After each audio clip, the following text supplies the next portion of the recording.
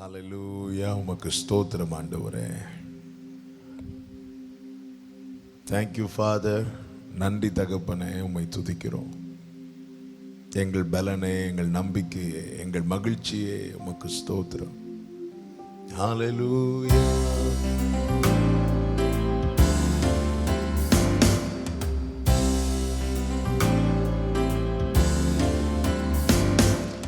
கர்த்தாவில் சந்தோஷம் அவரென் பலன், பாரினில் வாழும் நாள் அவரென் பலன், அவரென் அடைக்கலம் மாறுதல் எந்நாளும் அவரெந்த சர்வவுமே, அவரென் அடைக்கலம் மாறுதல் எந்நாளும் அவரெந்தன் சர்வவுமே. பல நாட்கள் எண்ணினேன் தனிமை என்று, அந்நாளில் அவர் என்னோடு சொன்னார். பல நாட்கள் எண்ணினேன் தனிமை என்று, அந்நாளில் அவர் என்னோடு சொன்னார். உலகத்தின் முடிவு வரை எல்லா நாளும் உன்னுடன் நான் இருப்பேன். உலகத்தின் முடிவு வரை எல்லா நாளும் உன்னுடன் நான் இருப்பேன். என்னால் எதுவுமே கூடாதென்றேன், அந்நாளில் அவர் என்னோடு சொன்னார். என்னால் எதுவுமே கூடாதென்றே, அந்நாளில் அவர் என்னோடு சொன்னார். எல்லாம் உனக்காக செய்து முடிப்பவர் எந்நாளும் கூடியிருப்பார். எல்லாம் உனக்காக செய்து முடிப்பவர் எந்நாளும் கூடியிருப்பார்.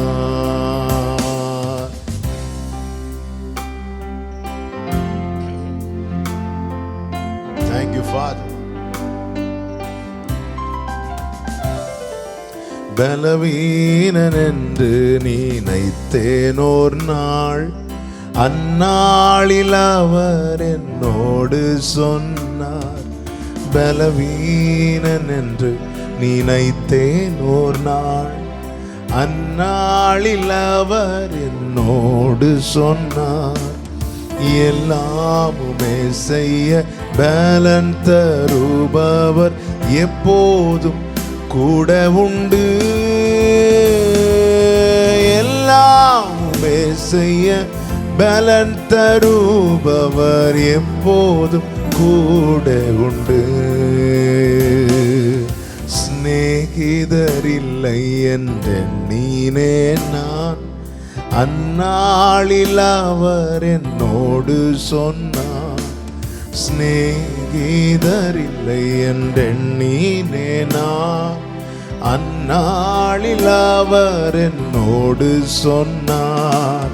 நித்திய சிநேகத்தால் உன்னை நேசிப்பவர் நித்தமும் கூட உண்டு.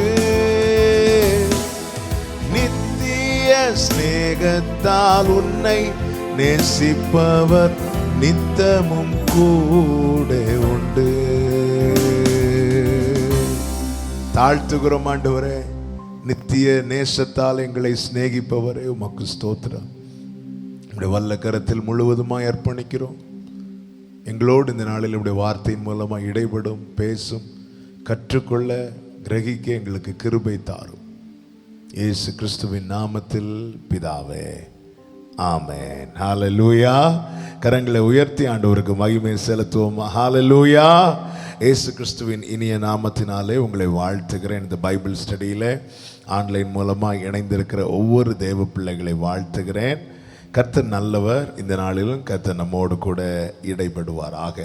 கர்த்தருடைய பரிசுத்த நாமம் மகிமைப்படுவதாக. ஆமென். வேதத்தை எடுத்துக்கொள்வோம். 1 கொரிந்தியர் 2வது அதிகாரம். 1 கொரிந்தியர் 2வது அதிகாரம் ஆண்டவருடைய மிகுந்த கிருபையினாலே கடந்த இந்த ஜனவரி முதல் இந்த 1 கொரிந்தியர் நிருபத்தை தியானிக்கும்படிக்கு தேவன் நமக்கு கிருபை பாராட்டி வருகிறார். கடந்த வாரம் வரைக்கும் அந்த 1வது அதிகாரத்தில் உள்ள காரியங்களை எல்லாம் தியானிக்க தேவன் கிருபை செய்தார். விசேஷமாக அந்த 1வது அதிகாரம் முழுவதுமாக பார்க்கும்போது அழைப்பை குறித்து பிரதானமாய் சொல்லப்பட்டிருக்கிறது. நீங்கள் அழைக்கப்பட்ட அழைப்பை பாருங்கள். எதற்காக அழைக்கப்பட்டோம்? 3 பிரதான காரியங்களுக்காக அழைக்கப்பட்டோம் என்று அந்த 1வது அதிகாரம் தெளிவாய் நமக்கு காண்பித்து தருகிறது. 1, பரிசுத்தவான்களாய் இருக்கும்படி நம்மை தேவன் அழைத்திருக்கிறார். 2, கிறிஸ்துவுடனே கூட ஐக்கியமாக இருக்கும்படிக்கு தேவன் நம்மை அழைத்திருக்கிறார். 3, கர்த்தரை குறித்தே மேன்மை பாராட்டும்படிக்கு தேவன் நம்மை அழைத்திருக்கிறார். இதுதான் 1வது அதிகாரம்.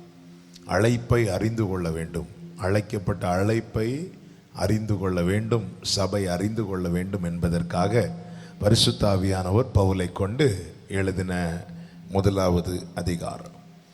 இந்த நாளிலே நாம் 2வது அதிகாரத்துக்குள்ளே போகிறோம். கர்த்தர் நம்மோடு கூட இடைப்படுவாராக. இந்த 2வது அதிகாரத்தில் நீங்கள் பார்க்கும்போது 16 வசனங்கள் சொல்லப்பட்டிருக்கிறது. 1வது அதிகாரத்திலே அழைப்பை குறித்து 3 பிரதான காரியங்கள் சொல்லப்பட்டது போல இந்த 2வது அதிகாரத்தில் சுவிசேஷத்தை குறித்து 3 அடிப்படை சத்தியங்களை இந்த 2வது அதிகாரத்தில் எழுதி கொடுக்கப்பட்டிருக்கிறது. ஆமென். இந்த ஒரு கண்ணோட்டத்தோடு இந்த ஒவ்வொரு வார்த்தைகளை நாம் தியானிக்கும் போது, இந்த ஒரு கண்ணோட்டத்தோடு நாம் அதை பார்க்கும்போது இந்த வார்த்தைகளை எளிதாய் கிரகிக்க முடியும். இந்த 1வது அதிகாரம் அழைப்பை குறித்த 3 பிரதான காரியங்கள், எதற்காக அழைக்கப்பட்டோம் என்கிற அந்த நிலையை வெளிப்படுத்தும்படி எழுதப்பட்டிருக்கிறதானால், இந்த 2வது அதிகாரம் சுவிசேஷத்தை குறித்த 3 அடிப்படை சத்தியங்களை இந்த 2வது அதிகாரத்திலே நமக்கு எழுதி கொடுக்கப்பட்டிருக்கிறது. ஆமென். சுவிசேஷத்தை குறித்த 3 அடிப்படை சத்தியங்கள். 3 fundamental truths about gospel. சுவிசேஷத்தை குறித்த 3 அடிப்படை சத்தியங்கள். 2வது அதிகாரத்தின் 1 முதல் ஒரு சில வசனங்களை வாசிக்க கேட்கலாம். வாசிங்கள். சகோதரரே, நான் உங்களிடத்தில் வந்தபோது தேவனை பற்றிய சாட்சியை சிறந்த வசனிப்போடாவது ஞானத்தோடாவது அறிவிக்கிறவனாக வரவில்லை. இயேசு கிறிஸ்துவை சிலுவையில் அறையப்பட்ட அவரே அன்றி வேறொன்றையும் உங்களுக்குள்ளே அறியாதிருக்க தீர்மானித்திருந்தேன். அல்லாமலும் நான் பலவீனத்தோடும் பயத்தோடும் மிகுந்த நடுக்கத்தோடும் உங்களிடத்தில் இருந்தேன். உங்கள் விசுவாசம் மனுஷனுடைய ஞானத்தில் அல்ல, தேவனுடைய பலத்திலே நிற்கும்படிக்கு என் பேச்சும் என் பிரசங்கமும் மனுஷ ஞானத்துக்குரிய நய வசனமுள்ளதாயிராமல் ஆவியினாலும் பலத்தினாலும் உறுதிப்படுத்தப்பட்டதாயிருந்தது. 7வது வசனம். உலக தோற்றத்திற்கு முன்னே தேவன் நம்முடைய மகிமைக்காக ஏற்படுத்தினதும் மறைக்கப்பட்டதுமாயிருந்த இரகசியமான தேவ ஞானத்தையே பேசுகிறோம். அதை இப்பிரபஞ்சத்து பிரபுக்களில் ஒருவனும் அறியவில்லை. அறிந்தார்களானால் மகிமையின் கர்த்தரை அவர்கள் சிலுவையில் அறைய மாட்டார்களே. எழுதியிருக்கிறபடி தேவன் தம்மில் அன்பு கூறுகிறவர்களுக்கு ஆயத்தம் பண்ணினவைகளை கண் காணவும் இல்லை, காது கேட்கவும் இல்லை, அவைகள் மனுஷனுடைய இருதயத்தில் தோன்றவும் இல்லை. நமக்கோ தேவன் அவைகளை தமது ஆவியினாலே வெளிப்படுத்தினார். அந்த ஆவியானவர் எல்லாவற்றையும் தேவனுடைய ஆழங்களையும் ஆராய்ந்திருக்கிறார். Praise the Lord. கரங்களை உயர்த்தி ஆண்டவருக்கு மகிமை செலுத்துவோமா? ஹalleluya. ஆமென். இதில் 3 அடிப்படை சத்தியங்கள். What is gospel? சுவிசேஷம் என்றால் என்ன? சுவிசேஷத்தை குறித்ததான 3 அடிப்படை சத்தியங்கள். 1, அதனுடைய 2வது வசனத்தை வாசியுங்கள். இயேசு கிறிஸ்துவை சிலுவையில் அறையப்பட்ட அவரே அன்றி வேறொன்றையும் உங்களுக்குள்ளே அறியாதிருக்க தீர்மானித்திருந்தேன். சுவிசேஷம் என்பது இயேசு கிறிஸ்துவின் சிலுவை மரணத்தை மையப்படுத்தினது. சுவிசேஷம் என்பது இயேசு கிறிஸ்துவின் சிலுவை மரணத்தை மையப்படுத்தினது. Gospel is centered in the death of Jesus Christ. சிலுவை இயேசு கிறிஸ்துவின் சிலுவை பாடுகள் அல்லது சிலுவை மரணத்தை குறித்து வராத பிரசங்கங்கள் எதுவுமே சுவிசேஷம் கிடையாது. ஆமென். சுவிசேஷம் என்பது இயேசு கிறிஸ்துவின் சிலுவை மரணத்தை மையப்படுத்தினது. சிலுவையை குறித்து, இயேசு பட்ட பாடுகள் அல்லது இயேசு கிறிஸ்துவின் மரணத்தை குறித்து வராத எந்த பிரசங்கமும் சுவிசேஷம் கிடையாது. சுவிசேஷம் போதனைகள், உபதேசங்கள் என்று இருக்கிறது. அதில் சுவிசேஷம் என்பது இயேசு கிறிஸ்துவின் சிலுவை மரணத்தை மையப்படுத்தினது. பவுல் சுவிசேஷத்தை அறிவிக்க அனுப்பப்பட்டவன். பவுல் அதனால சொல்றாரு, என்ன சொல்றாரு பாருங்க, சிலுவையில் அறையப்பட்ட அவரையே அன்றி வேறு ஒன்றையும் உங்களுக்குள்ளே அறியாதிருக்க தீர்மானித்திருந்தேன். சுவிசேஷம் என்பது இயேசு கிறிஸ்துவின் சிலுவை மரணத்தை மையப்படுத்தினது. இரண்டாவது, வாட் இஸ் காஸ்பல்? முதலாவது ஒரு அடிப்படை சத்தியம் என்னவென்றால், அது சிலுவை மரணத்தை என்ன பிரசங்கமாகட்டும், சுவிசேஷ கூட்டங்கள் என்று நடக்கிற கூட்டங்கள் ஆகட்டும், எதுவாகட்டும், சுவிசேஷம் இயேசு கிறிஸ்துவின் சிலுவை மரணத்தை மையப்படுத்தாத எந்த பிரசங்கமும் அல்லது அதை வெளிப்படுத்தாத எந்த ஒரு பிரசங்கமும் அது சுவிசேஷமாய் அங்கீகரிக்கப்படாது. வேதத்தின் பார்வையானாலும் சரி, அப்போஸ்தலருடைய பார்வையிலானாலும் சரி, சுவிசேஷம் என்பது இயேசு கிறிஸ்துவின் சிலுவை மரணத்தை மையப்படுத்தினது. ஆமென். கர்த்தர் அற்புதம் செய்கிறார், அதிசயங்களை நடப்பிக்கிறார் என்று பேசப்படுகிற இடத்துல ஜனங்களுக்கு ஆச்சரியம் உண்டாகும். ஆனால் இயேசு உன்னுடைய பாவங்களுக்காய் என்னுடைய பாவங்களுக்காய் மரித்தார் என்று சொல்லப்படுகிற இடத்துல தான் ரட்சிப்பு உண்டாகும். இயேசு கிறிஸ்துவின் சிலுவை மரணத்தை மையப்படுத்துகிறது சுவிசேஷம். இரண்டாவது சுவிசேஷம் என்பது என்ன? அதனுடைய 7வது வசனத்தை வாசியுங்கள். உலக தோற்றத்திற்கு முன்னே தேவன் நம்முடைய மகிமைக்காக ஏற்படுத்தினதும் மறைக்கப்பட்டதுமாயிருந்த ரகசியமான தேவ ஞானத்தையே பேசுகிறோம். சுவிசேஷம் என்பது தற்செயலாய் தோன்றினதல்ல, அல்லது 2000 வருஷத்துக்கு முன்னாடி தோன்றினதல்ல. அது தேவன் முன் நிர்ணயித்தது. உலக தோற்றத்திற்கு முன்னே, உலக தோற்றத்துக்கு முன்னே தேவன் முன் நிர்ணயித்தது. Gospel is part of the eternal plan of God the Father. இது அவருடைய ஆதியில் கொண்டிருந்த முன் நிர்ணயித்த அவருடைய திட்டம். இது அவர் ஏற்கனவே கொண்டிருந்த திட்டம். திடீரென்று சரி சுவிசேஷம் அப்படி பாதியில் தோன்றினதல்ல. இது அனாதி தீர்மானம். இன்று நானும் நீங்களும் அந்த சுவிசேஷத்தின் நிமித்தம் ரட்சிக்கப்பட்டிருக்கிறோம் என்றால், தேவன் நம்மை எப்படி உலக தோற்றத்துக்கு முன்னே தெரிந்து கொண்டாரோ அப்படியே அப்பொழுதே அவர் தீர்மானித்தது. அதுதான் சொல்லப்பட்டிருக்கிறது, உலக தோற்றத்துக்கு முன்னே தேவன் நம்முடைய மகிமைக்காக ஏற்படுத்தினது. மறைக்கப்பட்டதுமாயிருந்த ரகசியமான தேவ ஞானத்தையே பேசுகிறோம். அப்போ சுவிசேஷம் என்பது கிறிஸ்துவின் சிலுவை மரணத்தை மையப்படுத்தினது. சுவிசேஷம் என்பது அது தற்செயலாய் வந்ததல்ல, இடையிலிருந்து தோன்றினதல்ல, அது ஏற்கனவே தேவன் நிர்ணயித்தது.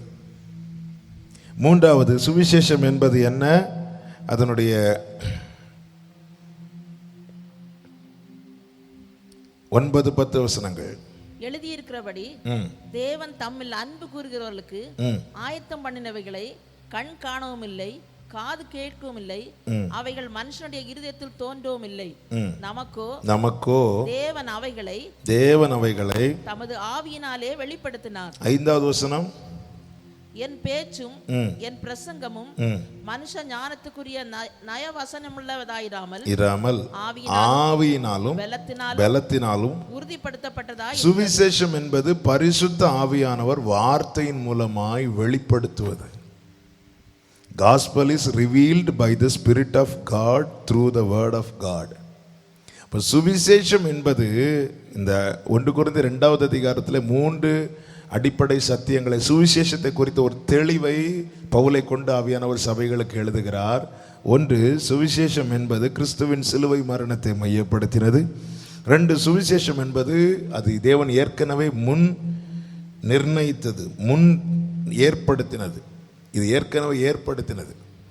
3, சுவிசேஷம் என்பது அது பரிசுத்த ஆவியானவரால் வார்த்தையின் மூலமாய் வெளிப்படுத்தப்படுகிறது. இதில் மனுஷ ஞானமோ மனுஷனுடைய திட்டங்களோ அல்ல. சுவிசேஷத்துக்கு பின்னாக செயல்படுகிறது. இது ஒரு பரலோக திட்டம். ஆண்டவரே, உமக்கு காத்திருக்கிறவர்களுக்கு நீர் ஆயத்தம் பண்ணினவைகளை ஒரு கண்ணும் காணவில்லை, நமக்கோ ஆவியானவர் அதை வெளிப்படுத்தினார். ஆவியானவர் எப்படி ஆதியிலே ஜலத்தின் மேல் இருள் இருந்தது, ஆவியானவர் அசைவாடின போது அந்த இருள் விலகி வெளிச்சம் உண்டாகி இருள் விலகினது போலதான் இதற்கு பின்னதாக தேவ ஆவியானவருடைய செயல். நமக்கு சுவிசேஷமா இந்த வசனங்கள் பிரசங்கிக்கப்பட்டு வருகிறது. ஆவியானவருடைய செயல். எங்கோ இருந்து பேசப்பட்ட வார்த்தைகள், ஆவியானவர் தேவ மனிதர்களை கொண்டு பேசப்பட்ட வார்த்தைகள் எழுதப்பட்டு வேதமாக மாற்றப்பட்டு அது இங்கே இருக்கிற நம்ம கையில் கொடுக்கப்பட்டிருக்கிறது என்றால் இது எந்த மனிதன் நம்மிடத்தில் கொண்டு சேர்த்தது? இதற்கு பின்னதாக பரலோகம் செயல்படுகிறது. கர்த்தருடைய நாமத்துக்கு மகிமை உண்டாவதாக. சுவிசேஷம் இயேசு கிறிஸ்துவின் சிலுவை மரணத்தை மையப்படுத்தினது. இந்த நாளிலே அதை தான் நமக்கு கொஞ்சம் தியானித்து ஜெபிக்க போகிறோம். அது 2வது வசனத்தை ஒரு விசை கூட வாசிங்கள். இயேசு கிறிஸ்துவை சிலுவையில் அறையப்பட்ட அவரையே அன்றி வேறொன்றையும் உங்களுக்குள்ளே அறியாதிருக்க தீர்மானித்திருந்தேன். பவுலுடைய ஒரு உறுதியான தீர்மானம். என்ன தீர்மானம் தெரியுமா? நாம் போகிற இடத்துல ஜனங்கள் இயேசுவை அறிந்து கொள்ளணும். அதிலும் எதை பிரதானமாய் அறிந்து கொள்ள வேண்டும்? சிலுவையில் அறையப்பட்ட இயேசு கிறிஸ்துவை அறிந்து கொள்ள வேண்டும். கிரேக்கர்கள் ஞானத்தை தேடுகிறார்கள், யூதர்கள் அடையாளத்தை கேட்கிறார்கள். ஆனா நான் ஒரு விஷயத்துல தீர்மானித்துக் கொண்டேன். என்ன தீர்மானித்துக் கொண்டேன்? போகிற இடத்துல சிலுவையில் அறையப்பட்ட கிறிஸ்துவை அறிந்து கொள்ளணும். என்னுடைய ஊழியத்தில், என்னுடைய பிரசங்கத்தில் இதை எல்லாமல் வேறு ஒன்றும் ஜனங்கள் அறிந்து கொள்ள கூடாது, அல்லது இதை எல்லாமல் நான் வேறு ஒன்றையும் பிரசங்கிக்க கூடாது என்கிற விஷயத்தில் பவுல் உறுதியான தீர்மானத்தை எடுக்கிறார். அப்போஸ்தலன் பவுலை குறித்து சொல்ல வேண்டுமானால் a man with one message, ஒரே செய்தி. என்ன செய்தி? சிலுவையில் அறையப்பட்ட Christ. Man with one message. எங்க போனாலும் அதுதான். அந்த ஒரு உறுதி. காரணம், தன்னுடைய அழைப்பை அவன் அறிந்து கொண்டான், அழைப்பை புரிந்து கொண்டான். புறஜாதிகளுக்கு சுவிசேஷத்தை அறிவிக்கணும். இதற்காக அவன் புறஜாதிகள்னா இயேசு யாருன்னே தெரியாதவங்க, அவங்க இஸ்ரவேல் வம்சத்தார் கிடையாது. அப்ப அப்படிப்பட்டவங்களுக்கு சுவிசேஷம் பிரசங்கிக்கப்பட வேண்டும். சுவிசேஷம் பிரசங்கிக்கப்படும் போது மாத்திரமே அவர்கள் ரட்சிப்புக்குள் வர முடியும். அந்த இடத்துல வேற என்ன காரியம் பேசினாலும் ஜனங்களை ரட்சிப்புகளை கொண்டு வர முடியாது. அப்போ தன்னுடைய அழைப்பை அவன் உறுதிப்படுத்த, அல்லது தன்னுடைய அழைப்புக்கு ஏற்ற பாத்திரவானாய் அவன் நடந்து கொள்ள பவுல் ஒரு காரியத்தில் உறுதியாய் தீர்மானிக்கிறார். என்ன? சிலுவையில் அறையப்பட்ட கிறிஸ்துவையை அன்றி வேறு ஒன்றையும் நான் பிரசங்கிக்கவும் மாட்டேன், ஜனங்கள் அறிந்து கொள்ளவும் நான் விரும்ப மாட்டேன். என்னுடைய பிரசங்கம் கேட்கிறவங்க இயேசுவை அறியணும், சிலுவையில் அறையப்பட்ட கிறிஸ்துவை அறியணும். பவுலுடைய அந்த உறுதியான தீர்மானம், வேறு ஒன்றையும் அறிந்து கொள்ள உங்களுக்குள்ளே அறியாதிருக்க நான் தீர்மானித்தேன். இந்த அப்போஸ்தலர் 2வது அதிகாரம், இந்த 1 கொரிந்தியர் 2வது அதிகாரம் எப்படி ஆரம்பிக்குது பாருங்க. 1வது வசனத்தை வாசிங்க. சகோதரரே, நான் உங்களிடத்தில் வந்தபோது தேவனை பற்றிய சாட்சியை சிறந்த வசனிப்போடாவது ஞானத்தோடாவது அறிவிக்கிறவனாக வரவில்லை. எனக்கு வேற எதுவுமே பேச தெரியாது, அதனால நான் இதை பேசுறேன்னு சொல்லிட்டு அல்ல பவுல் சொல்லுகிறது. இந்த கொரிந்து சபையில அநேக குழப்பங்கள். என்ன குழப்பங்கள் அப்படின்னா, பவுல் தான் இந்த சபையை ஸ்தாபித்தது. Founder Jesus Christ. பவுல் மூலமாக அந்த கொரிந்து பட்டணத்தில் சுவிசேஷம் முதலாவது அறிவிக்கப்பட்டு கொரிந்து சபை ஸ்தாபிக்க காரணமாக இருந்தது பவுலுக்கு 18 மாசங்கள் தான் அந்த கொரிந்து பட்டணத்தில் இருக்க முடிந்தது. அதன் பிறகு பவுல் போய்விட்டார்.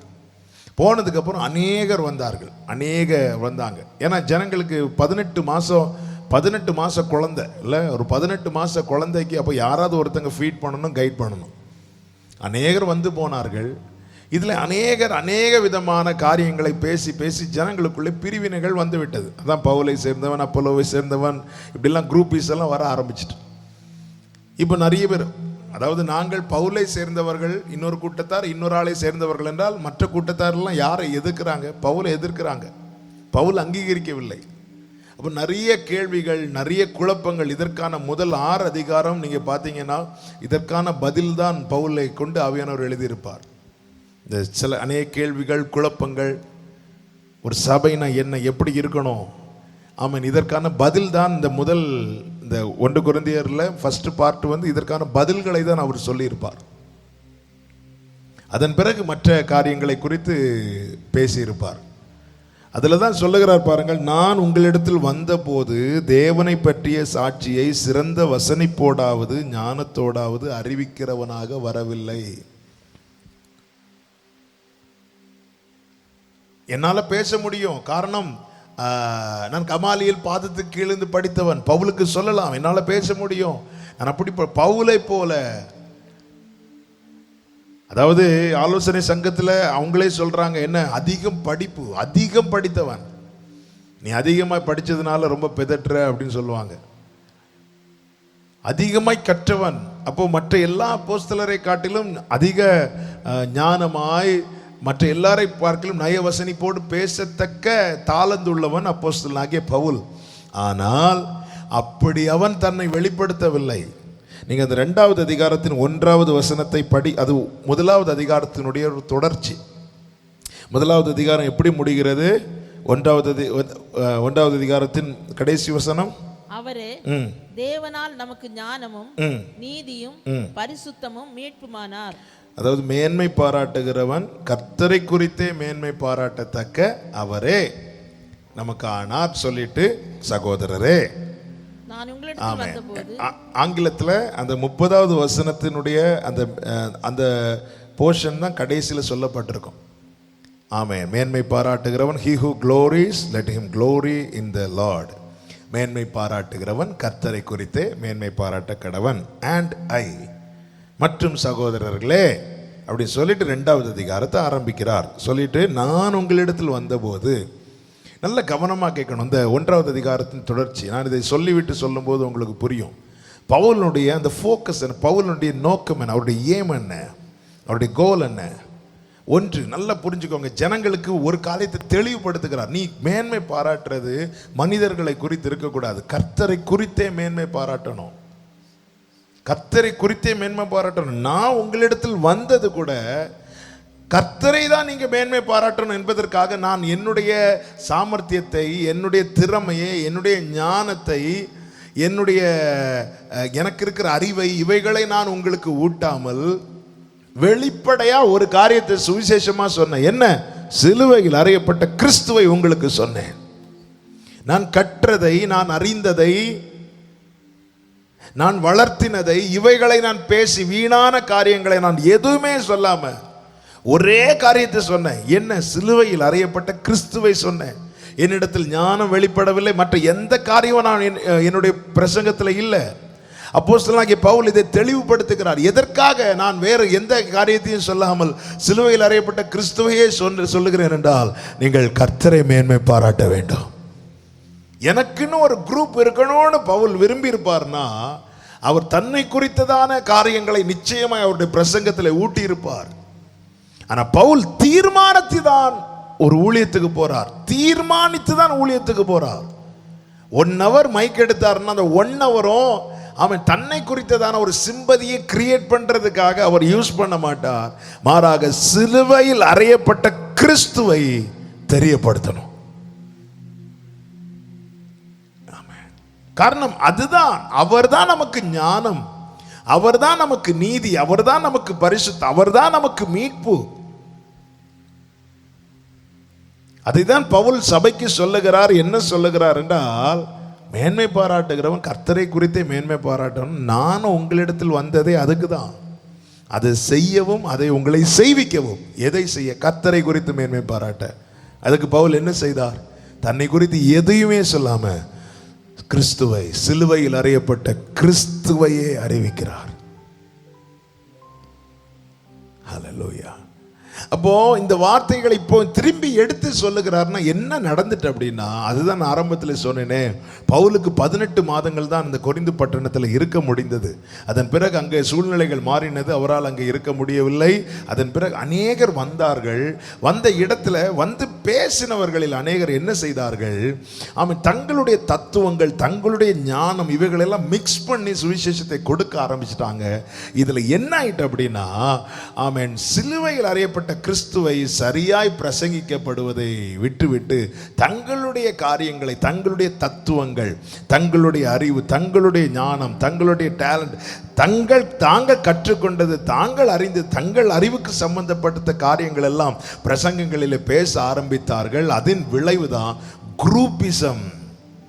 குரூப்பிசம் உண்டாக காணப்பட்டது. அவர் நல்லா பேசினாருப்பா, பவுல் எப்போ வந்தாலும் சிலுவையை குறித்து தான் பேசுறாரு, மனம் திரும்புங்கிறாரு, பாவத்துக்காக மரித்தாருங்கிறாரு, அப்படிங்கிறாரு. ஆனால் இவங்க இன்னார் வந்தாங்க பாருங்க, அவங்க பிரசங்கத்தில் என்ன அறிவு இருந்துச்சு, என்ன ஞானம் இருந்துச்சு. ஆமென். இந்த குழப்பம் சபைகளுக்குள்ளே உண்டானபடியினால்தான் பவுல் திரும்ப அதை எழுதுகிறார், அந்த காரியத்தை குறித்து தெளிவுபடுத்துகிறார். காஸ்பல் நல்லா கேளுங்க. சுவிசேஷம் பிரசங்கிக்க விரும்புகிறவர்கள், சுவிசேஷம் சொல்ல விரும்புகிறவர்களுக்கு நான் இந்த வார்த்தையை சொல்லுகிறேன். சுவிசேஷம் சொல்லணும்னு நினைச்சிட்டிங்களா, சுவிசேஷம் பிரசங்கிக்கணும்னு நினைச்சிட்டிங்களா, அதுக்கு கூட வேற எதையும் மிக்ஸ் பண்ணாதீங்க. ஆமென். மிக்ஸ் பண்ணாதீங்க. சுவிசேஷம்னா என்ன? இயேசு கிறிஸ்து எனக்காக. சுவிசேஷம்னா என்ன? சிம்பிளா சொல்லணும்னா என்ன? எல்லா மனிதர்களும் பாவம் செய்து தேவ மகிமை அற்றவர்களானார்கள். அப்போ எல்லா மனிதரும் பாவத்தின் பிடியில் இருக்கிறாங்க. ஓகே, அடுத்து பாவத்தின் சம்பளம் என்ன? மரணம். எல்லா மனிதர்களும் பாவம் செய்தார்கள், பாவத்தின் சம்பளம் மரணம். அப்போ பாவம் செய்த எல்லா மனிதர்களுக்கும் என்ன நிச்சயம்? மரண நிச்சயம். இந்த இடத்துல தான் இயேசு மரித்தார். எல்லா மனிதர்களும் பாவம் செய்தார்கள், பாவத்தின் சம்பளம் மரணம். அப்போ இந்த பாவம் எனக்கு, அந்த மரணம் சம்பளமாய் கொடுக்கப்படுகிறது. அழிவுதான் எனக்கு நிச்சயிக்கப்பட்டது. காரணம், பாவத்தின் பிடியில் இருக்கிறபடினாலே அந்த இடத்துல, நான் மரிக்க வேண்டிய இடத்துல எனக்காக கிறிஸ்து மரித்தார். இதுதான் காஸ்பல்.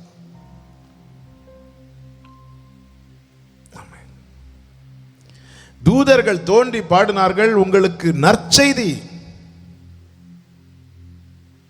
இன்று கர்த்தராகிய கிறிஸ்து என்னும் இரட்சகர் பிறந்திருக்கிறார். அவர்தான் இரட்சகர். எந்த ஒரு கலப்போட இல்லாம டைரக்டா பேசுறாங்க பாருங்க. சுவிசேஷம், எல்லாரும் பாவம் செய்தார்கள், தேவ மகிமை அற்றவர்களானார்கள், பாவத்தின் பிடி, பாவத்தின் சம்பளம் மரணம். அப்ப நிச்சயம் மரிக்க வேண்டும், அந்த பாவத்தின் விளைவுகளை பெற்றுக்கொள்ள வேண்டும். அந்த இடத்துல, நான் மரிக்க வேண்டிய இடத்துல எனக்காக அவர் பலியானார். இதுதாங்க காஸ்பல். இதை விசுவாசிக்கிறவன் ரட்சிக்கப்படுவான். இந்த ஒரு சத்தியத்தை அறிந்து கொள்ள வேண்டும், இந்த ஒரு காரியத்தை புரிந்து கொள்ள வேண்டும். பரலோக பார்வையிலே 2 கூட்டத்தார் தான் உண்டு. பரலோக பார்வையிலே 2 கூட்டத்தார். என்ன 2 கூட்டத்தார்? 1 கொரிந்தியர் 1வது அதிகாரம் 18வது வசனம். 1 கொரிந்தியர் 1வது அதிகாரம் 18வது வசனம். சிலுவையை பற்றிய உபதேசம் கெட்டு போகிறவர்களுக்கு பைத்தியமா இருக்கிறது, ரட்சிக்கப்படுகிற நமக்கோ அது தேவ பலனா இருக்கிறது. பரலோக பார்வையில 2 கூட்டம். ஒரு கூட்டம் ரட்சிக்கப்படுகிறவர்கள், இன்னொரு கூட்டம் கெட்டு போகிறவர்கள். 2 குரூப். 2 குரூப் தான் உண்டு. 2 குரூப் தான். ஒன்று கெட்டு போறவங்க, இன்னொன்று ரட்சிக்கப்படுறவங்க. மனுஷங்க தான் நிறைய குரூப்பிசத்தை நிறைய குரூப் உருவாக்கிட்டு இருக்கிறாங்க. தேவன் நிறைய குரூப் எல்லாம் உருவாக்கல, மொத்தமே 2 குரூப் தான் உண்டு. ஒன்று கெட்டு போறவங்க, இன்னொன்று ரட்சிக்கப்படுறவங்க. சிலுவையை பற்றி உபதேசத்துக்கு எஸ் சொல்றவங்க ரட்சிக்கப்படுறவங்க, நோ சொல்றவங்க கெட்டு போறவங்க. இதுல எந்த கூட்டத்தில் இருக்கிறோம் தான் நாம பார்க்கணும். இன்னைக்கு இந்த குரூப்பிசம் வளர்ந்து வளர்ந்து வளர்ந்து என்ன ரீசன் என்ன? ஆமே, பவுல் சிலுவையை முன்வைத்து தன்னை சிலுவைக்கு பின்னாக மறைத்தான். ஆனால் அதன் பிற்பாடு வந்தவர்கள் தங்களை முன்வைத்து சிலுவையை ஜனங்கள் பார்க்க விடாதபடிக்கு, சிலுவையில் அறையப்பட்ட கிறிஸ்துவை ஜனங்கள் அறிந்து கொள்ளாதபடிக்கு தங்களுடைய ஞானத்தை, தங்களுடைய அறிவை, தங்களுடைய காரியங்களை எல்லாம் போதிக்க ஆரம்பித்தார்கள். ஜனங்கள் இடர ஆரம்பித்தார்கள். நடுக்கத்தோடு சொல்லுகிறேன், இன்னைக்கும் இப்படிப்பட்ட காரியங்கள் தான் பல இடங்களில் நடந்து கொண்டிருக்கிறது. சிலுவையை முன்வைத்து அப்போஸ்தலனாகிய பவுல் தன்னை மறைத்தான். ஆனால் அதன் பிற்பாடு வந்த அநேகர் தங்களை முன்வைத்து சிலுவையை மறைத்தார்கள். சபைக்குள்ளே பிரிவினை ஆரம்பிச்சிட்டு. சிலுவை மரணம் எதை காண்பிக்கிறது? பகையாக நின்ற அந்த நடுச்சுவராய் நின்ற பகையை அவர் அகற்றி இரு திறத்தாரையும் ஒன்றிணைத்தார். அந்த ஒன்னஸ், அந்த ஒருமைப்பாடு. அப்போ சரியான சிலுவையை பற்றிய உபதேசத்தை அறிந்து கொள்ளுகிறவர்களுக்குள்ளே இந்த பிரிவினை இருக்காது. மொத்தம் 2 குரூப் தான் உண்டு. ஒன்று கெட்டு போகிறவர்கள், இன்னொன்று ரட்சிக்கப்படுகிறவர்கள். மனிதன் 1000 குரூப்பை உருவாக்கிட்டான். 1000 குரூப், 1000. ஆமே ஆமென். பவுல் தெளிவாய் ஒரு காரியத்தில் உறுதியா இருக்கிறார். ஆமென். நல்ல கவனிங்க. ஒரு போதகர் சொன்ன ஒரு உவமை. 2 பாஸ்டர்ஸ் பேசுறாங்கன்னு வைங்களேன். ஒரு பாஸ்டர் ஒரு இடத்துல மீட்டிங் செய்தி கொடுக்கிறார். ஒரே மீட்டிங். ஃபர்ஸ்ட் ஒரு பாஸ்டர் செய்தி கொடுக்கிறார், அடுத்து இன்னொரு பாஸ்டர் செய்தி கொடுக்கிறார். ஃபர்ஸ்ட் செய்தி முடித்ததும் ஜனங்கள்லாம் என்ன சொல்றாங்க? இப்படி சொல்றாங்கன்னு வைங்களேன், என்ன பிரசங்கம்பா, இப்படி சொல்றாங்க. ஓகே. 2வது ஒரு பாஸ்டர் எழுப்பி செய்தி கொடுக்கிறார். அந்த செய்தி முடித்ததும், ஏசுனா ஏசுதான்பா, ரட்சகர்னா என்ன பெரிய ரட்சகர், இப்படி சொல்றாங்கன்னு வைங்களேன். இதுல எது எந்த பிரசங்கத்துல சிலுவை முன்னாக நின்றது?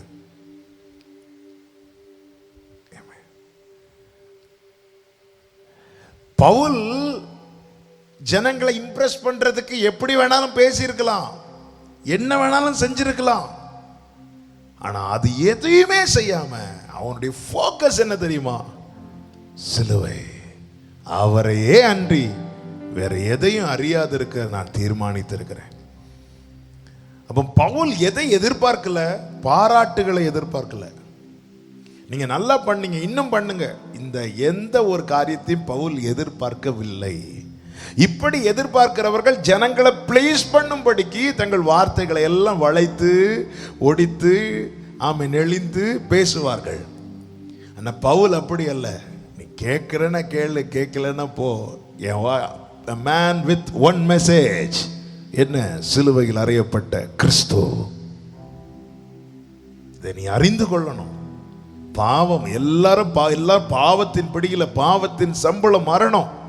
அப்ப பிறக்கிற எவனும் பாவத்தில் பிறக்கிறான். அப்ப பாவத்தின் விளைவு, பாவத்தின் சம்பளம் மரணம். அப்போ இது ஃபிக்ஸட், இதுல மாற்றமே இல்லையா? மாற்றம் இருக்குப்பா. அந்த இடத்துல தான் உனக்காக அவர் பலியானார்ப்பா. அவர் தான் என் ஆண்டவராக இயேசு கிறிஸ்து. இதை நீ இருதயத்தில் விசுவாசித்து வாயினால அறிக்கை செய்த உனக்கு ரட்சிப்புப்பா. இதுதாங்க காஸ்பல். அதுதான் பவுல் சொல்றாரு 2வது அதிகாரம் 1வது வசனத்துல, தேவனை பற்றிய சாட்சியை சிறந்த வசனிப்போடாவது ஞானத்தோடாவது அறிவிக்கிறவனாக வரவில்லை. சுத்தி வளைச்சி அங்க போய் இங்க போய் பேசி பேசி பேசி பேசி நான் பேச தெரியாததுனால அல்ல. பவுல் சொல்கிறான் பேசலாம். ஆனா அப்படி பேசுறது நிமித்தமாய் இயேசு சிலுவையில் அறையப்பட்ட காரியம், அந்த சுவிசேஷத்தை நான் அறிவிக்க முடியாமல் போய்விடுமோ என்கிற ஒரு பயம் இருக்கிறதுனால நான் இது எந்த ஒரு ட்ராக்கையும் போகாம ஸ்ட்ரைட்டா சிலுவையில் அறையப்பட்ட அவரையே அன்றி வேறு ஒன்றையும் அறியாதிருக்க நான் தீர்மானித்திருக்கிறேன். பாருங்கள் அந்த 17வது வசனம், 1 கொரிந்தியர் 17வது வசனத்தை வாசிங்க. ஞானஸ்நானத்தை கொடுக்கும்படி கிறிஸ்து என்னை அனுப்பவில்லை, சுவிசேஷத்தை பிரசங்கிக்கவே அனுப்பினார். அதாவது பவுல் யூஸ் பண்ற ஒவ்வொரு வார்த்தையும் எவ்வளவு ஒரு பிரசன்னத்திலிருந்து வெளிப்பட்ட வார்த்தைகள் என்பது அது எவ்வளவு பாருங்க தெளிவா இருக்குது. அனுப்பப்பட்டவன் அவன் தான் அப்போஸ்தலன். அனுப்பப்பட்டவன். நான் வந்தேன் என்று சொல்லவில்லை, அவர் என்னை அனுப்பினார். அடுத்து வாசிங்க. கிறிஸ்துவின் சிலுவை, இந்த வார்த்தை கிறிஸ்துவின் சிலுவை வீணாய் போகாதபடிக்கு சாதுரிய ஞானம் இல்லாமல் பிரசங்கிக்கவே அனுப்பினார். கிறிஸ்து என்னுடைய பிரசங்கத்துல சிலுவை மேன்மைப்படுத்தப்பட வேண்டும். என்னுடைய பிரசங்கத்துல சிலுவை வீணாய் போயிடக்கூடாது. அதனால பவுல் என்ன செய்கிறார்? சொல்ல வேண்டிய மெசேஜை கரெக்டா சொல்றார்.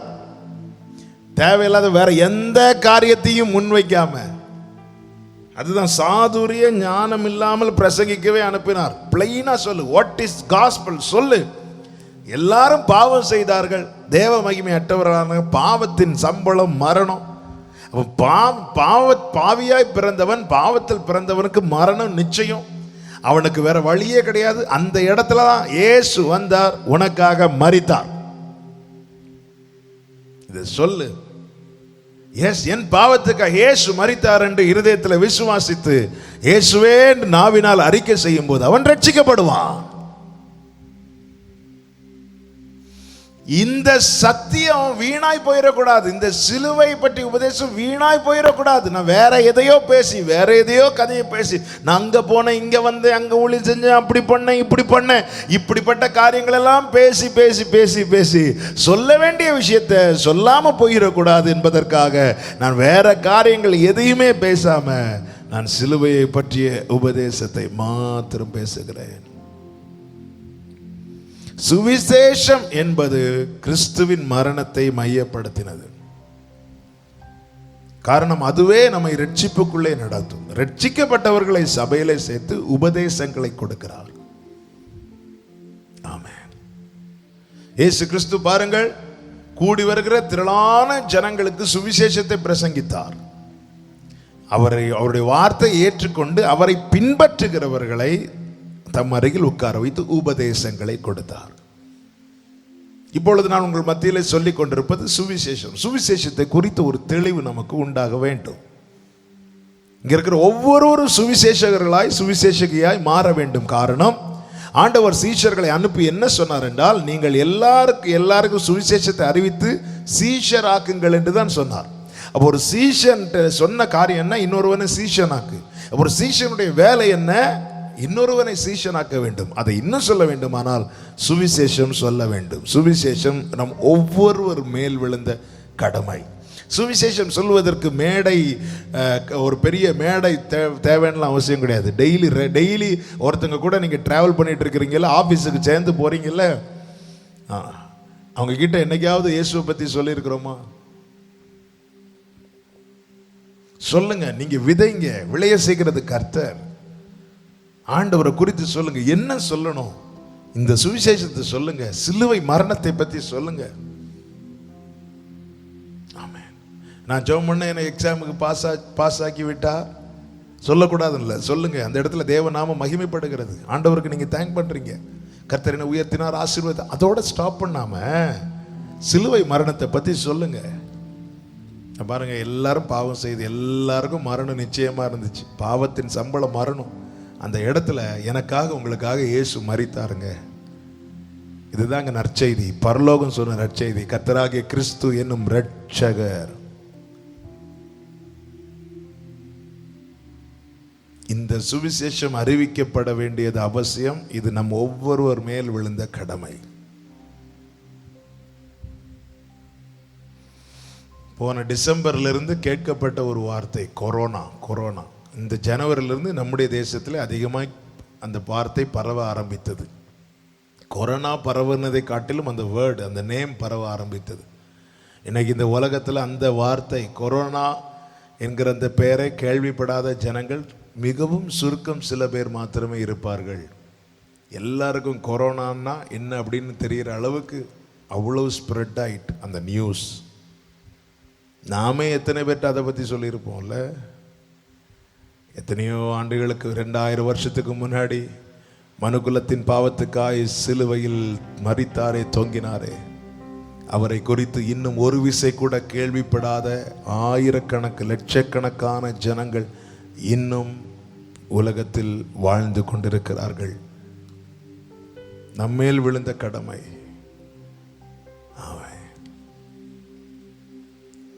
மெசேஜை பாஸ் பண்ணணும். நான் அனுப்பப்பட்டேன் சுவிசேஷத்தை பிரசங்கிக்க. பாருங்க, இயேசு கிறிஸ்து மரித்தார். எதற்காக மரித்தார்?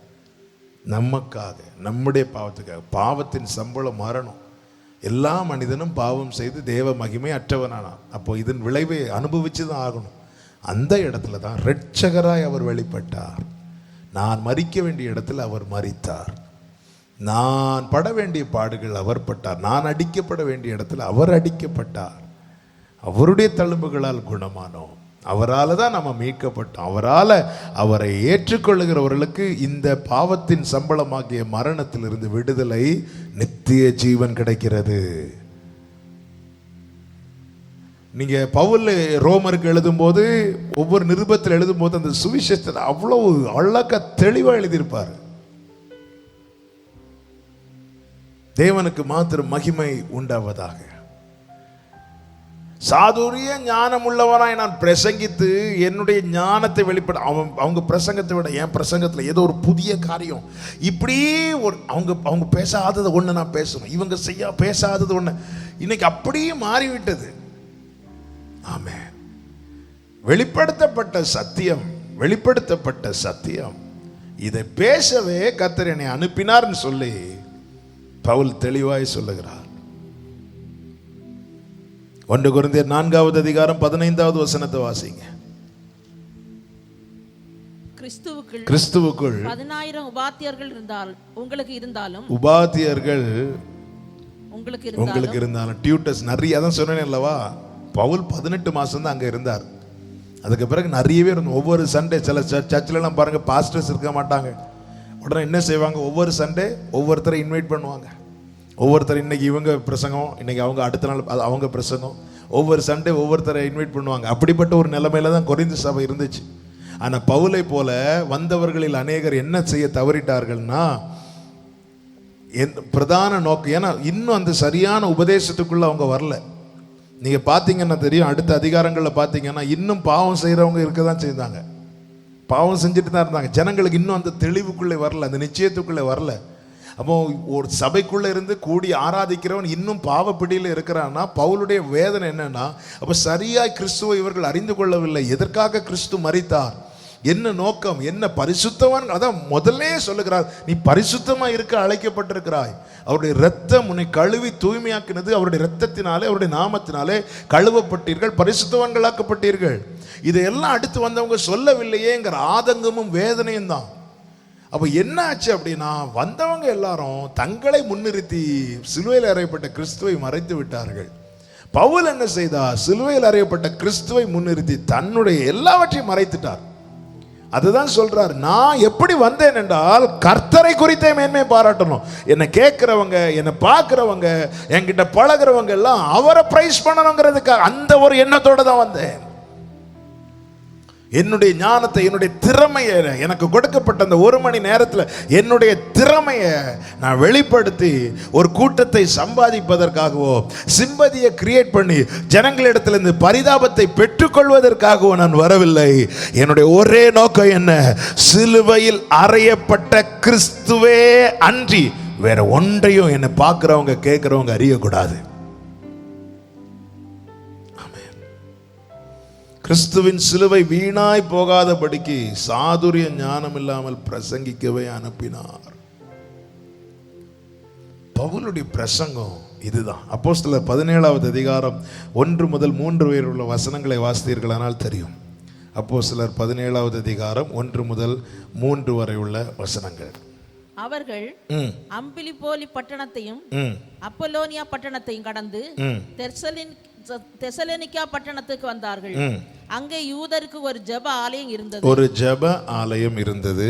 பவுல் தன் வழக்கத்தின்படியே, இந்த வார்த்தையை பாத்தீங்களா, பவுல் தன் வழக்கத்தின்படியே அவர்களிடத்தில் போய் 3 ஓய்வு நாட்களில் வேத வாக்கியங்களின் நியாயங்களை எடுத்து அவர்களுடனே சம்பாஷித்து கிறிஸ்து பாடுபடவும் மரித்தோரிலிருந்து எழுந்திருக்கவும் வேண்டியதென்றும்.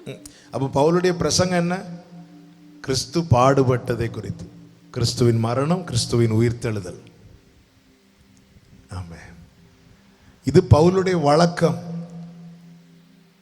இது பவுலுடைய வழக்கம். சுவிசேஷத்தை குறித்த ஒரு தெளிவு வேணும். சிலுவை மரணத்தை குறித்து பேசப்படாத எந்த ஒரு பிரசங்கமும் சுவிசேஷம் கிடையாது. சுவிசேஷம் பிரசங்கிக்கப்படுகிறது என்றால், இன்னைக்கு நான் சுவிசேஷம் பேசுகிறேன்னா, நான் காஸ்பல் பேசணும்னு கர்த்தர் இன்னைக்கு நான் தீர்மானித்து, அல்லது கர்த்தர் இந்த இடத்துல போய் சுவிசேஷம் பேசு அப்படின்னு அனுப்புனார்னா, சுவிசேஷம்னாலே பிரதானமாய் சிலுவையில் அறையப்பட்ட கிறிஸ்துவை வெளிப்படுத்தப்பட்டிருக்கணும், அங்க சொல்லி இருக்கணும். அதை சொல்றதை விட்டுட்டு தேவையில்லாத காரியங்கள் எல்லாம் பேசி பேசி பேசி பேசி கடைசியில் டைம் ஆச்சு ஆமேன் போட்டுட்டு வந்தா அங்க என்ன நடக்கிறது என்றால், பவுல் சொல்றாரு, ஆமேன், கிறிஸ்துவின் சிலுவை வீணாய் போகாதபடிக்கு. ஆமேன். இப்போ லாக்டவுனால சுவிசேஷ கூட்டங்கள் இல்லை. லாக்டவுனுக்கு முன்னாடி ஏதாவது எங்கேயாவது ஒரு இடத்துல சுவிசேஷ கூட்டங்கள் நடந்து கொண்டு இருக்கும்ல. எது பிரசங்கிக்கப்படுகிறது? என்ன பிரசங்கிக்கப்படுகிறது? பவுல் ஒரு சிறந்த மாதிரி. சிலுவையில் அறையப்பட்ட கிறிஸ்துவை முன்வைத்து தன்னை அதற்கு பின்னாக மறைத்து கொண்டான். அதனால போற இடத்துல எல்லாம் ரிவைவல் வெடித்தது. ஜனங்கள் கூட்டம் கூட்டமாய் பாவ உணர்வை பெற்று மனம் திரும்பினார்கள்.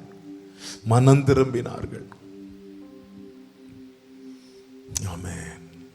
Thank you Holy Spirit. ஒரு சவாலான ஒரு மாதிரியாய் பவுல் இருக்கிறார்ல. பவுலை போல பேதுருவே தன்னுடைய நிருபத்தில் எழுதியிருக்கிறார். பவுல் அவருடைய ஞானம் டாப். ஆனால் பவுல் அப்படி சிம்பிள். பவுலுடைய gospel a man with one message, சிலுவையில் அறையப்பட்ட கிறிஸ்து. அந்த அப்போஸ்தலர் 16வது அதிகாரத்தை பார்த்தீங்களா? அதில் பவுலும் சீலாவும் சிறைச்சாலையில் இருப்பார்கள். அப்பொழுது இரவில் பாடி துதித்து கொண்டிருந்த போது கதவெல்லாம் உடஞ்சதும் சிறைச்சாலைக்காரன் பார்த்து எல்லாம் டோர்லாம் ஓப்பன் ஆகிருக்கிறத பார்த்து தன்னை, ஏன்னா அவனுக்கு தான் பிரச்சனை ஆயிரும் சொல்லி அவன் சூசைட் பண்ண போகும்போது பவுல் சத்தமிட்டு சொல்லுகிறான், ஒன்று உனக்கு ஒரு கேடும் செய்யாதே அப்படின்னு சொல்லி பவுல் சொல்லுகிறார். 30வது வசனத்தை வாசிங்க. அவர்களை வெளியே அழைத்து வந்து, ஆண்டவமாரே, ரட்சிக்கப்படுவதற்கு நான் என்ன செய்ய வேண்டும் என்றான். அதற்கு அவர்கள் உடனே இருந்து மெதுவா உடனே ஒவ்வொரு காரியத்தையா சொல்ல எடுத்தது முதல் வேர்டு என்ன? கர்த்தராகிய இயேசுவை விசுவாசி. அதாவது சொல்ல வேண்டியதை சொல்லிடணும். விசுவாசி, இயேசுவை விசுவாசி சொல்லிட்டு கர்த்தருடைய வசனத்தை போதிக்க ஆரம்பிக்கிறாங்க. வேற எதையுமே அங்க சொல்லல.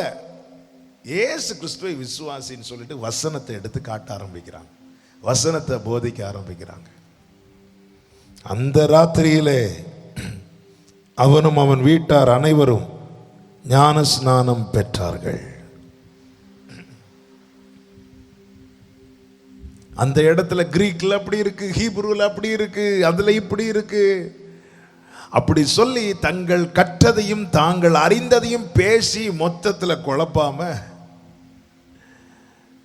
என்ன பர்பஸுக்காக தேவன் என்னை அனுப்பினார், என்ன நோக்கம்? சுவிசேஷனாலே ஜீசஸ் கிரைஸ்ட். சுவிசேஷத்தின் மையம் என்ன? இயேசுவின் மரணம், இயேசுவின் பாடுகள். இந்த இயேசுவின் பாடை குறித்து, இயேசு மரணத்தை குறித்து பேசினா சாத்தானால பொறுக்க முடியாதுங்க. வேற எதை குறித்து பேசுங்க, அவனும் இருந்து கேட்டுட்டு இருப்பான். பிசாசுகளும் விசுவாசித்து நடுங்குகிறது. ஆனால் இயேசுவின் மரணம்னு கேட்கும்போது அவனால தாங்க முடியாது. நீங்க அப்போ மத்தேயு சுவிசேஷம் 16வது அதிகாரம்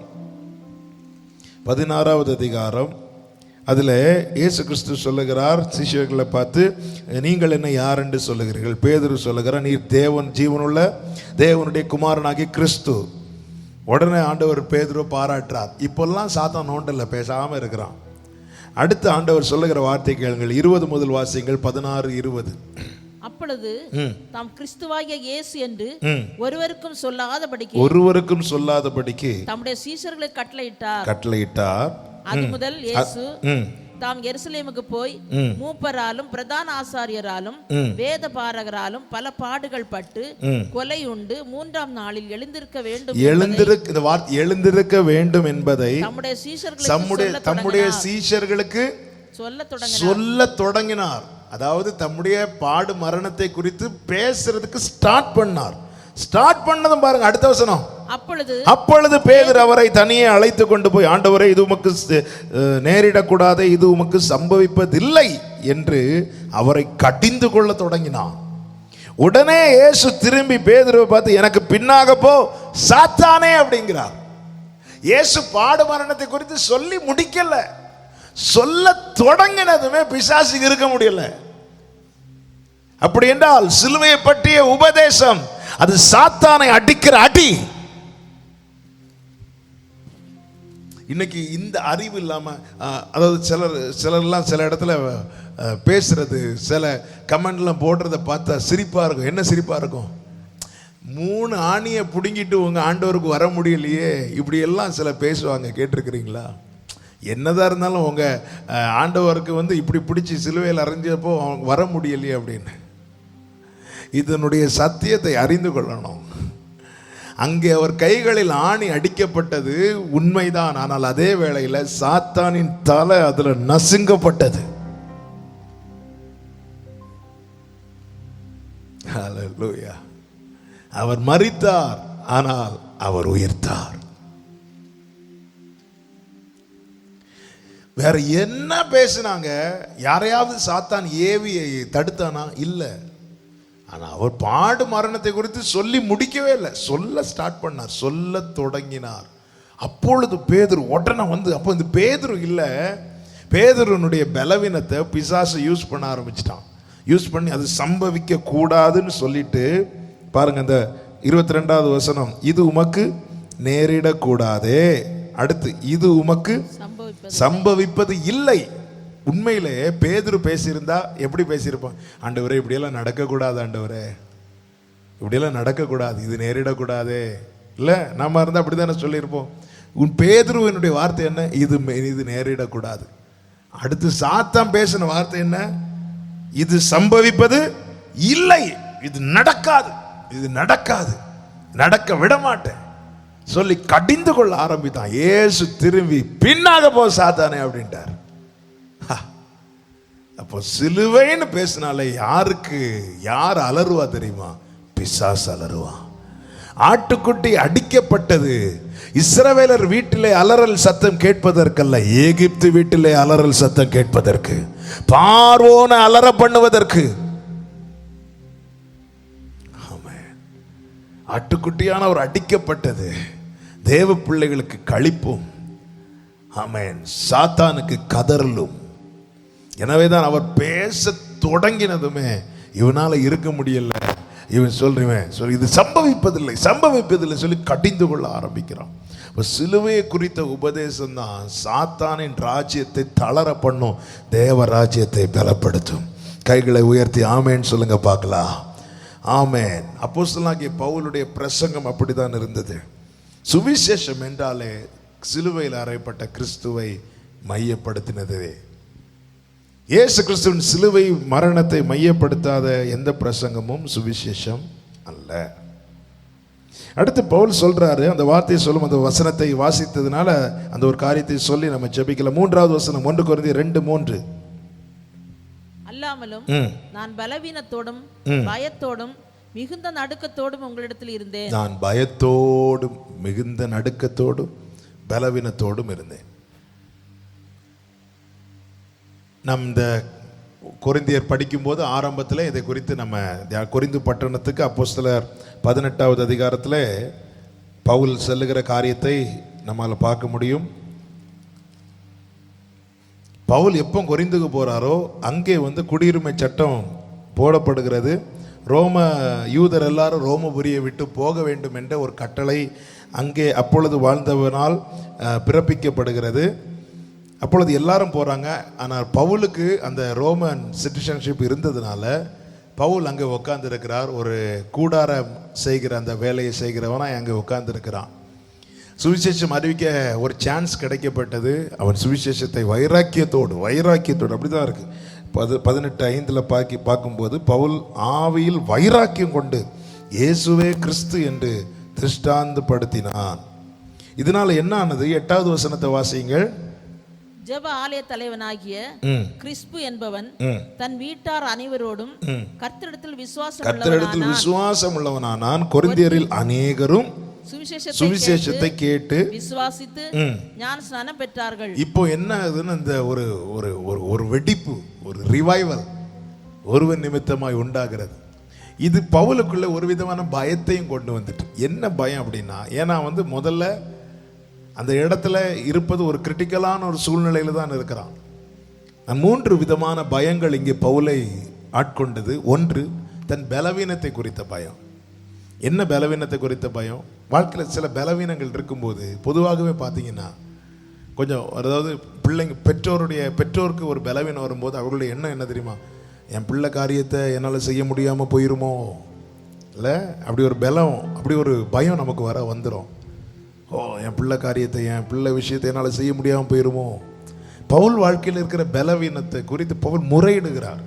2 கொரிந்தியர் 12 பார்க்குறோம். அப்போ பவுலுடைய இங்கே பயம் என்பது என்ன? ஆண்டவரே, இங்கே கொரிந்து பட்டணத்துக்கு என்னை கொண்டு வந்துட்டீங்க, எனக்குள்ளே இருக்கிற இந்த பலவீனத்தின் நிமித்தம் என்னால் சுவிசேஷத்தை அறிவிக்க முடியாமல் போய்விடுமோ, என்னுடைய இந்த பலவீனத்தின் நிமித்தம் இங்கே நான் நடப்பிக்க வேண்டிய ஊழியத்தை சரியாய் செய்ய முடியாமல் போய்விடுவனோ என்கிற ஒரு பயம். இப்போ ஒன்று, பலவீனத்தை குறித்த பயம். 2, சூழ்நிலை குறித்த பயம். என்ன சூழ்நிலை? அங்கே யூதர்களுக்கு இருக்க உரிமை இல்லை. ரோம குடியுரிமை இல்லாத யூதர்களுக்கு அங்கே இருக்க முடியாது. எல்லாரையும் வெளியேற்றிட்டு இருக்கிறாங்க. அப்போ பவுல் ஒரு சுவிசேஷகனாய் அங்கே இருக்க முடியாது. மாறாக ஒரு கூடாரம் வேலை செய்கிறவனாய், அந்த டென்ட் மேக்கராக தான் அங்கே உட்கார்ந்து இருக்கிறான். அப்போ அது நடுவில் ஓகே, இவன் வேலை செய்கிறான், ஓகே, அது நடுவில் அவன் சுவிசேஷத்தை கொஞ்சம் கொஞ்சமாக சீக்கிரட்டாக அறிவிக்க ஆரம்பிக்கிறான். அது என்ன ஆயிட்டுன்னா அது வெளியே தெரிய ஆரம்பிக்குது. அநேகர் ஞானஸ்நானம் எடுக்க ஆரம்பிச்சிட்டாங்க. இப்போ பவுலுக்கு பயம் என்ன அப்படின்னா, ஜனங்கள் என்னை பிடித்து அடித்து விடுவார்கள், அந்த பயம் கிடையாது. மாறாக இது தெரிய ஆரம்பிச்சு இங்கே எனக்கு ஊழியம் செய்ய முடியாமல் போய்விடுமோ என்கிற பயம். முதலாவது பலவீனத்தை குறித்த பயம். என்னால் ஊழியத்தை இந்த பலவீன நிமித்தம் சரியாக செய்ய முடியாமல் போய்விடுமோ என்கிற பயம். 2வது, சூழ்நிலை இப்படி இருக்குதே, இந்த சூழ்நிலை நிமித்தம் என்னால் ஊழியம் செய்ய முடியாமல் போயிடுமோ என்கிற பயம். பலவீனத்தை குறித்த பயம், சூழ்நிலை குறித்த பயம். 3வது தான் என்ன பயம்? அதுதான் 1 கொரிந்தியர் 1:2 சொல்றார், கிறிஸ்துவின் சிலுவை வீணாய் போய்விடக்கூடாது என்கிற பயம். ஆண்டவர், இதுவரை இவங்கள்ட்ட யாருமே சுவிசேஷம் சொன்னது கிடையாது, என்ன ஆண்டவர் நம்பி விட்டுருக்கிறார். இந்த இடத்துல நான் வீணானவைகளை பேசி, தேவையில்லாததை பேசி, என்ன பர்பஸுக்காக நான் அனுப்பப்பட்டேனோ அந்த நோக்கத்தை நிறைவேற்றாம சிலருக்கெல்லாம் பாருங்க, அதாவது அநேகருக்கு ஒரு முறை தான் அந்த சுவிசேஷத்தை கேட்கிற சான்ஸ் கிடைக்குங்க. எனவே சுவிசேஷத்தை பிரசங்கிக்கிறவர்கள் கிறிஸ்துவின் மரணத்தை மையப்படுத்தி பிரதானப்படுத்தி பேசணும். எத்தனை சாட்சிகளை கேட்டிருக்கிறோம். என்னுடைய ஒரு நண்பன், ஸ்கூலில் படித்த ஒரு ஃப்ரெண்டு, ஸ்கூல் படித்து முடித்து ரொம்ப வருஷம் கழித்து அதன் பிறகு எனக்கு ஃபோன் பண்ணான். அவன் சொன்ன வார்த்தை, அவன் தேவனை அறியாத குடும்பத்தில் பிறந்து வளர்ந்தவன். அவன் வாழ்க்கையில் ரொம்ப சோர்ந்து போய் தளர்ந்து போய் ஒரு ரயில்வே ஸ்டேஷனில், அதாவது ட்ரெயின் வருகிற அந்த தண்டவாளத்தில் தலை வைத்து தற்கொலை செய்து கொள்ள வேண்டும் என்கிற முடிவோடு கூட போனானாம். அப்போ அந்த ரயில்வே ஸ்டேஷன் பக்கத்தோடு நடந்து போய் கொண்டிருக்கும் போது அந்த பக்கத்தில் ஒரு சின்ன சர்ச் இருந்திருக்கு. அந்த சர்ச்சுக்குள்ளே இருந்து பேசப்பட்ட வார்த்தை அவனை திருப்பினது, அவனை மாற்றினது, அவனை ரட்சித்தது, அவனை அந்த தற்கொலை எண்ணத்திலிருந்து திசை திருப்பினது. இன்னைக்கு அவன் நல்லா இருக்கிறான், வாழ்ந்து கொண்டு இருக்கிறான். பாருங்க, அந்த ஒரு வேர்டு, அவன் ஒரு பிரசங்கத்தை ஃபுல்லாக நின்று கேட்கல, ஒரு வார்த்தை போகிற வழியில காதில் விழுந்தது. அப்போ தேவன் தருகிற தருணம், அதை எப்படி பயன்படுத்த வேண்டும். அநேகருக்கு அந்த ஒரு வார்த்தை அவன் கேட்காமல் இருந்திருந்தால், இப்படி எத்தனை சாட்சிகளை நாம் கேட்டிருக்கிறோம், எத்தனை சாட்சிகளை கேட்டிருக்கிறோம். கர்த்தருக்கு மாத்திரம் மகிமை உண்டாவதாக. பவுலுடைய பயம் என்ன? பலவீனத்தை குறித்த பயம், சூழ்நிலை குறித்த பயம், எல்லாவற்றுக்கும் மேல கிறிஸ்துவின் சிலுவை வீணாய் போயிடக்கூடாது. அவர் பாடுபட்டது வீணாயிடக்கூடாது. என் பிரசங்கத்தை நிமித்தம் வீணாயிடக்கூடாது. எனவே அவங்கெல்லாம் ஞானம் பேசட்டும், எனக்கு ஒன்று தான், இயேசுவை அறியணும், இயேசு கிறிஸ்துவை அறியணும். என் பிரசங்கத்தில் ஜனங்கள் அவரை பார்க்கணும், அவரை மேன்மை பாராட்டணும். தன்னை ஜனங்கள் புகழ வேண்டும், தனக்கு ஒரு ஃபேன்ஸ் கிளப். இன்னைக்குள்ள ட்ரெண்டு படினா, அன்னைக்கெல்லாம் ஃபேஸ்புக் இருந்துன்னா என்ன பவுல் ஃபேன்ஸ் கிளப் ஸ்டார்ட் பண்ணியிருப்பாங்கல்ல. இன்னைக்கு அப்படி ஊழியங்க பேர்லலாம் ஃபேன்ஸ் கிளப் தொடங்கி இருக்கிறாங்க. இது அன்னைக்கே இருந்திருக்கு. அதனால தான் அந்த குரூப்பிசம். பவுலை சேர்ந்தவர்கள், அப்போலோவை சேர்ந்தவர்கள், நாங்கள் இன்னாருடைய பிரசங்கம் மட்டும்தான் கேட்போம், மீதி எல்லாம் வேஸ்ட்டு. பவுல் சொல்றாரு, இப்படி இருக்கக்கூடாது. இப்படி இருக்கணும்னா நான் எப்படி வேணாலும் பேசியிருக்கலாம். காரணம், கமாலியல் பாதத்து கீழேருந்து படித்தவன், எல்லா அப்போஸ்தலர்களோட அதிகம் கற்றவன். அப்போ யாரும் பேசாததெல்லாம் பேசியிருக்கலாம். இல்லைங்க, எனக்கு எந்த ஃபேன்ஸ் கிளப்பும் இருக்கக்கூடாது. மேன்மை பாராட்டுகிறவன் கர்த்தரை குறித்தே மேன்மை பாராட்டணும். என்னை பார்க்குற ஒவ்வொருவருக்கும் சொல்கிறேன். சிலர் தங்களையும் அறியாமல் சொல்லுவாங்க பாருங்க, நான் உங்களுக்கு ஒரு பெரிய ஃபேன் ஆகும் தெரியுமா. நீங்கள் ஃபேனாகவோ டியூப்லைட்டாகவோ ஒன்றும் இருக்காதீங்க, இயேசுவுக்கு சீஷனாக இருங்க. அதுக்காகவே சுவிசேஷம் பிரசங்கிக்கப்படுகிறது, அதற்காகவே வசனம் பிரசங்கிக்கப்படுகிறது. தப்பித்தவரி கூட தெரியாமல் கூட நீங்கள் அந்த வார்த்தையை வாயில் தயவு செய்து சொல்லாதீங்க. நான் உங்களோட ஒரு பெரிய ஃபேன், உங்கள் பாட்டுக்கு நான் ஃபேன், உங்கள் பிரசங்கத்துக்கு அப்படிலாம் சொல்லாதீங்க. அது நீங்கள் யாரை பற்றி நீங்கள் அப்படி சொல்கிறீங்களோ அவங்களுக்கும் அது இடரலாயிரும். ஆமென். பவுல் சொல்கிறாரு, நான் தீர்மானத்தோடு வந்திருக்கிறேன். என்ன தீர்மானம்? நீ மேன்மை பாராட்டணும்னா அவரை மேன்மை பாராட்டணும், நீ உயர்த்தணும்னா இயேசுவை உயர்த்தணும். ஆமென். இந்த காரியத்தில் ஒரு குவாலிட்டி ஆஃப் கிறிஸ்டியன் லைஃப் அது நம்ம வெளிப்படணும். நம்ம பேசுறது, நம்ம செய்கிறது. ஆமென். Thank you holy spirit. நன்றி தகப்பனே. பவுல் அதில் உறுதியாக இருந்தார். சுவிசேஷத்தின் மையம் சிலுவையில் அறையப்பட்ட கிறிஸ்துவின் மரணம். இது பிரசங்கிக்கப்படாத எந்த ஒரு பிரசங்கமும் சுவிசேஷம் கிடையாது. ஆமென். கர்த்தர் நல்லவர். தொடர்ந்து நாம் அடுத்த வாரம் தியானிக்கலாம். இப்பொழுது நாம் ஜெபிக்கலாமா? இருக்கிற இடத்துல கண்களை மூடி, தகப்பன் அந்த சுவிசேஷ பாரத்தை எனக்கு தந்து, ஆண்டவரே அப்பா, என்னோடு பழகிறவங்க கிட்ட நான் இதை தெரியப்படுத்தணும் ஆண்டவரே. ஆமென் ஆண்டவரே. இல்லைன்னா அந்த பரிகாரத்தை அறியாம போயிடுவாங்க ஆண்டவரே. கர்த்தாவே, சுவிசேஷ பாரம் ஒன்றே என் சுமையாக மாற வேண்டும். சுவிசேஷ பாரம் ஒன்றே என் சுமையாக மாற வேண்டும். என் தேச எல்லை எங்கும் நாமம் சொல்ல வேண்டும். என் தேச எல்லை எங்கும் உங்க நாமம் சொல்ல வேண்டும். ஆமென் தகப்பனே. இந்த உணர்வு எங்களில் எவ்விதத்திலும் மங்காதபடி அப்பா, உம்மையே நோக்கி பார்க்க, உம்மையே மேன்மைப்படுத்த, மற்றவர்களுக்கு உம்மை அறிவிக்க எங்களுக்கு கிருபை தாரும். இதை பார்த்த கேட்ட அத்தனை பேரை ஆசீர்வதியும், கிருபைக்குள்ள மறைத்து காத்துக்கொள்ளும். இப்ப இயேசு கிறிஸ்துவின் நாமத்தில் பிதாவே, ஆமென். ஆமென். God bless you. கர்த்தர் உங்களை ஆசீர்வதிப்பாராக. ஆமென்.